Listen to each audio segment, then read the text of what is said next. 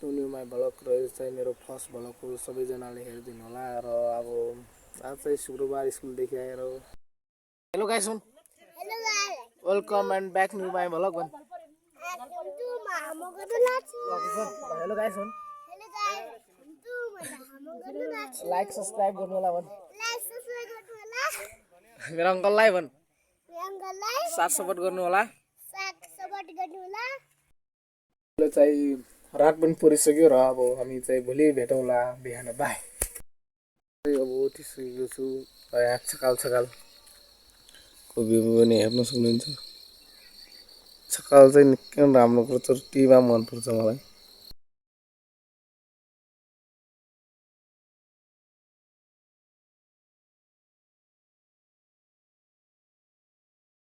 यो मेरो छोरा पनि उठिसकेको छ। हेलो भन् हेलो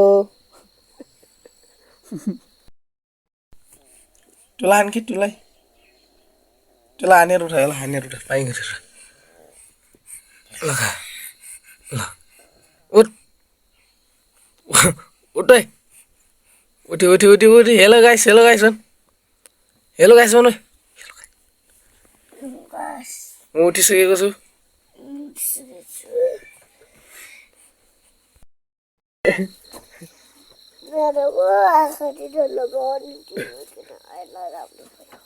कहिले हो डल्ला खै कहाँ छ कहाँ भएको छ देखा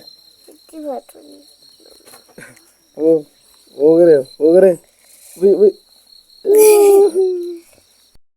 हामी चाहिँ अब नुहाउनको लागि हामी चाहिँ स्विमिङ पुलतिर जाँदैछौँ। हजुरहरूलाई म स्विमिङ पुल देखाउने छु। यो भाल चाहिँ मलाई सुतिरहेको बेला चाहिँ आएर उठाएर यसो जाम्दै स्विमिङ पुलमा भनेको छ। यसको स्विमिङ पुल चाहिँ कस्तो छ अरू हजुरहरूलाई म चाहिँ माथि गएर देखाउँछु। बाई यस्तो चिज त देख्नु मान हुन्न, टिपिहाल्नुपर्छ।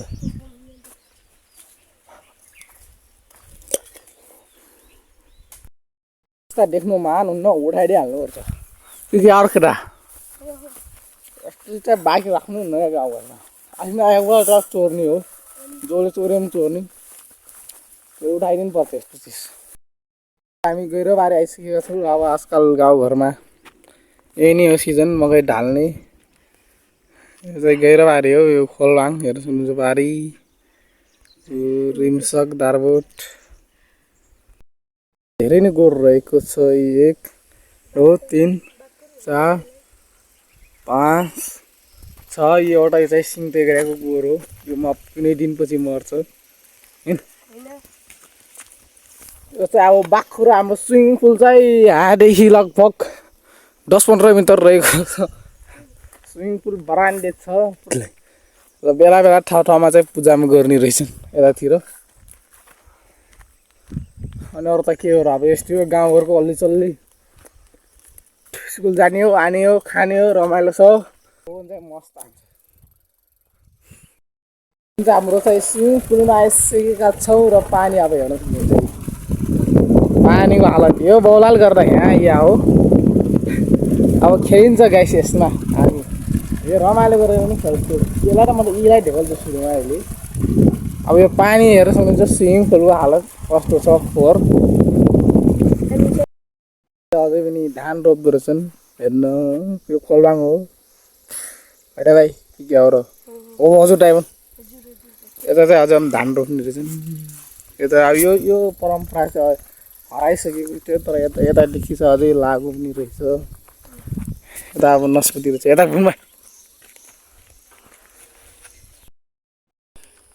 यहाँ चाहिँ बडा बिस्कुट केटाल चाहिँ अब किनिदिन्छु भने होइन अब ड्राइभरलाई किनिदिनु पऱ्यो। अनि केटाल चाहिँ आज चाहिँ मलाई खुवाएको हेर्नु यो बिस्कुट र बडा। के भन्न चाहन्छस् भन्छु के भन्नु। घर पनि आइयो र न पौडी खेल्यो न के खेल्यो यार, त्यस्तै गा मात्रै भयो यार। तपाईँहरू पनि यदि यस्तो हुन्छ पनि नजानु होला यार, म भनिदिइरहेको छु त्यो ठाउँमा।